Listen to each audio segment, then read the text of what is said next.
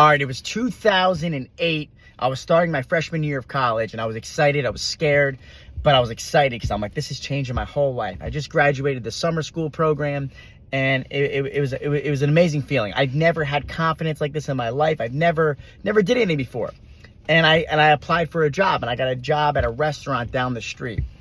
And I was a food runner, and I had to run the food to each table. And I would have to memorize the tables and the seats, and I put the food down.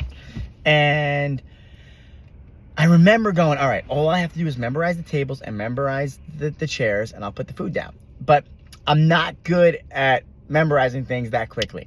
But I was trying, and I was working hard, and I would go home.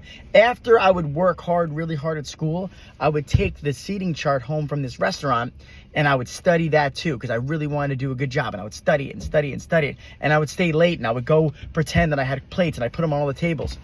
And I really worked hard at it. And I felt like I was making progress, and I was doing better, and I was doing better. And I worked so hard. And it was the first time in my life where things were going well. I was in college. I was doing my homework. I was handing in my papers. I was doing it. Life was changing for me. It was my freshman year, and all of a sudden I got called into the manager's office. He said, hey, can you meet me in the office tomorrow morning at 12? I'm like, all right, I'll be there. So I had class, and after class I walked down the street, and I went into the office, and I said, hey. And I felt like I was in school again. I was in trouble. I was with the principal. I didn't know what was going on. And he looked at me and he said, hey, listen, do you know how a basketball team has a sixth man, right? There's 5 starters, but then there's always a sixth man. He said, well, here at the restaurant, you're not fast enough with delivering the food. You're not good at memorizing the tables, and you're the sixth man, so you're not good enough at being a food runner, so we're gonna have to fire you. And I remember sitting there, and he fired me. I got fired from being a food runner. And he said, you're the sixth man. I'm sorry. And I remember I didn't say anything. I looked at him, and he just stood up, and he shook my hand. He walked me to the door. Right? Just walked me right out. Didn't even let me say anything. He walked me right out.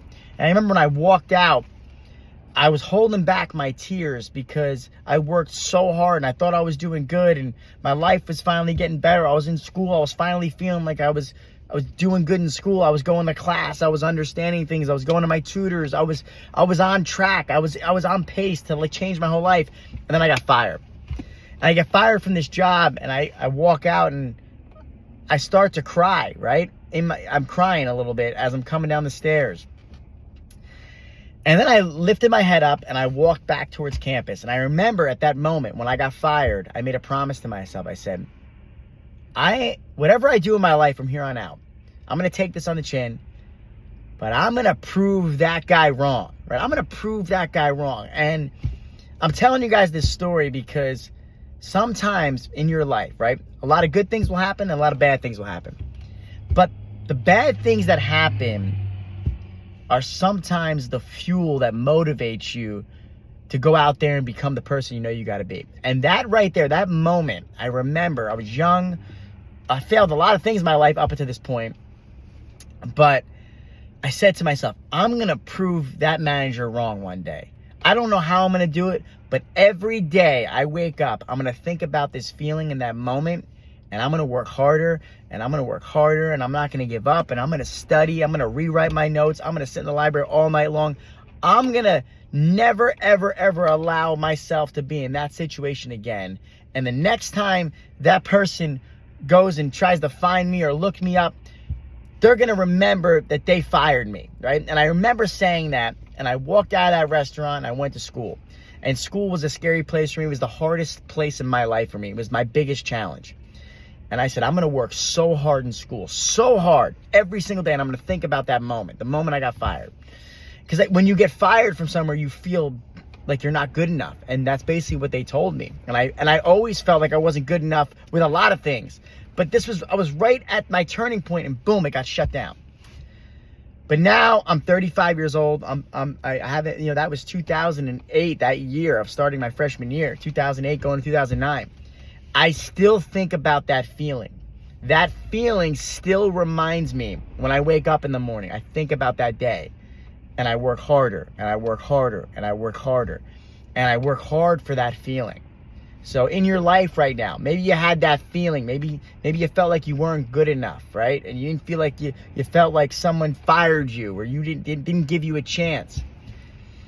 Take that feeling and use that for the grit. Use that for the perseverance. Use that as a little chip on your shoulder to prove them wrong.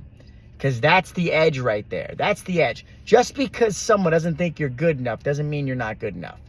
That does not mean anything about your life, right? Does not. I could have went both ways. I could have took that moment and I could have let that derail me.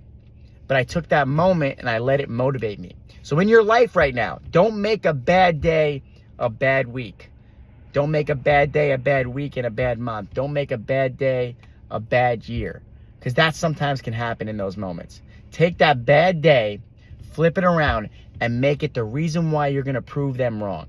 Make it the reason why the next time they try to find you on LinkedIn, on Facebook, on Google, right? Make them remember, hey, I fired the wrong one. I fired that kid, right? Wow, look, I made a mistake, right? And I think about that. So I'm leaving you with this message today. Use the bad days as a reminder that, hey, you know what? I'm going to make this bad day, a good week, a good year, a good life. Because bad days always turn into good days. Right after your worst day will be your greatest. Trust me. Right after your worst year will be your greatest moment. It's happening. It's happening right now. Don't give up. Don't let those moments stop you. We've all been there, right? But you decide what you do after those moments. You decide. And I'm leaving you this video so you decide and you go the right direction. You go the right direction, because remember this feeling, remember this moment. This is the moment. This is the reason why you make it. And you're going to remember it. And you're going to take it with you your whole life. But it's going to give you that edge. It's going to give you that fuel. It's going to give you that little extra push to get you where you got to be. So I believe in you guys. I'll see you guys later.